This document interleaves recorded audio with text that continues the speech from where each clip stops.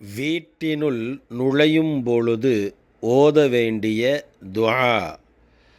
அல்லாஹும்ம இன்னி அஸ்அலுக ஹைரல் மௌலஜி வ ஹைரல் மஹ்ரஜி பிஸ்மில்லாஹி வலஜ்னா வ பிஸ்மில்லாஹி ஹரஜ்னா வ அலல்லாஹி ரப்பினா தவக்கல்னா.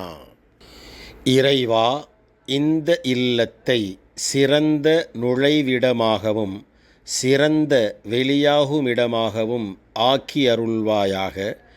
இறைவனின் திருநாமம் போற்றி உள்ளே நுழைகிறேன். இறைவனின் திருநாமம் போற்றியே வெளியாகுவேன்.